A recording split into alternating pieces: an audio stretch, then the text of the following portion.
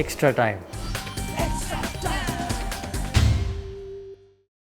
Hi Mitali, you became the first Indian woman to score 10,000 runs in international cricket today. You have achieved many milestones in your career. How special is this one in particular, and what would you say is the key to your longevity in international cricket?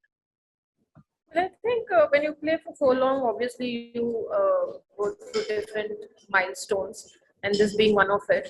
But I think the key for me has always been consistency. I've always believed scoring runs each time I walk onto bat, or whether it is domestic, international, it never mattered. As long as I get an opportunity to bat, it has to be counted, and that has given me a lot of experience and exposure to sort of work on my game over the years with the changing standards of women's cricket and trying to be relevant in the international circuit. Mitali, massive, massive congratulations to you. You just mentioned about being relevant. What does that really mean to you? I mean, we all stay in changing times. Lives have changed post the pandemic, but what does being relevant really means to you? And which of your records has been the most special? I think being relevant is going with the times because women's cricket also has evolved over the years. Uh, Scoring from the total of 150 today, in today's time, teams are scoring 250 and above. So I mean, you need to tune your game accordingly. And I guess I've not really given much of a thought to any of the milestones for me. I think the one which will always stand out if India goes on to win the World Cup, that will always be very, very special. Like you mentioned in the post match that the game could have gone either way. But looking at the over that Harmanpreet bowled the last over that got 10 runs just before the rain break made the difference for the in the third ODI. Do you think like this? Sorry, I didn't get your question. Do you think the 10 runs from Harmanpreet over just before the rain break made the difference? Well, I don't think so. I mean, there have been times when the main bowlers were bowling a very important spell, which could have changed the momentum of the team, which is chasing as well as for us, which we were not able to do in those particular moments. And when she came into bowl, I think it was more to do with the Duckworth Lewis and how they were already ahead in that sense. So I don't think that would have made much of a difference. Now you just spoken about the changing times, the relevance, and how it is important to score 250 runs. So with this Indian team that it's probably shaping up for the World Cup, what kind of totals do you all realistically look at in, say, the last 10 overs? If Harmanpreet gets out, the moment she gets out with the rest of the batters to follow, what kind of totals are you looking at in that period? Yes, it all depends. Like, I can't really say like what total. Clearly, yes, our target is we are looking at competing with the best, that is Australian and England side. So clearly, we are looking at 270 plus. But having said that, I mean, this is our third game after a long break, and after a long gap.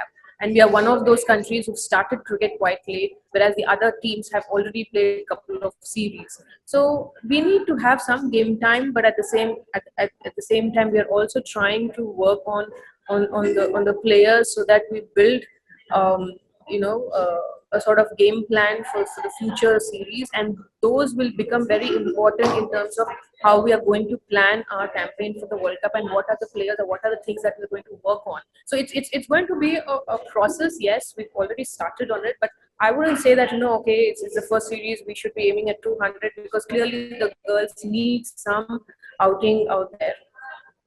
So congrats to you first of all for achieving. My question is, so far the Indian spinners have not been picking up wickets in heats that we are kind of associate them with.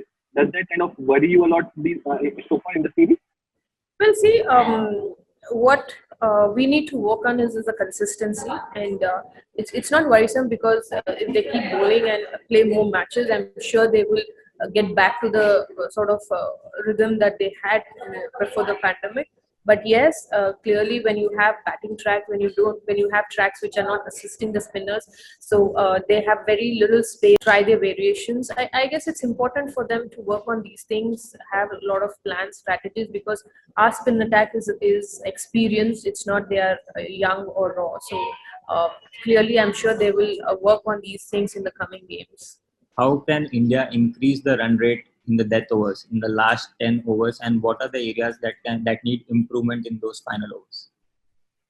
Well, we definitely need to have batters playing the the death overs, because obviously the sort of game that a batter has and can use it to the optimum, the lower or the tail enders may not. So it's important that we have the batters playing the last 10 overs, and a settled batter will always be very, very helpful in those times. But yes, we do have players like Hanuman and Deepti, and it's just a matter of few innings that they will come good in those death overs. Hi, Mithali. Commiserations on the defeat. Since Mr. W.V. Raman's appointment, what have the conversations been around with regards to dot ball percentage across an entire Indian innings? Could you walk us through that? And in your own experience, do you sort of chart out a plan for the batting lineup, especially considering there are so many youngsters in it? Well, see, for us in the ODI side, I think we have a batting order which is experienced, not really, I wouldn't call it a young or inexperienced batters at the top.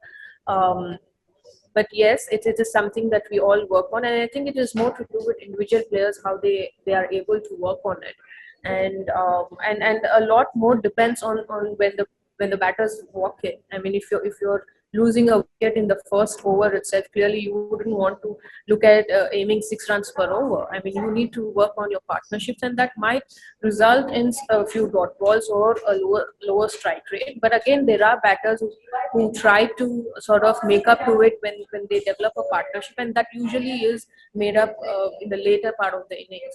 But again, it is more to do with how you play according to the situation rather than working on the strike rates, because clearly we are not playing a T20 format. It's more important how you utilize the momentum that you generate in the beginning, or if there is a fall of wicket, how you develop a partnership and then continue or probably stretch that phase is what as batters we work on in the one-day squad. Hit the subscribe option and the bell icon to get all the exclusive sports videos on Extra Time.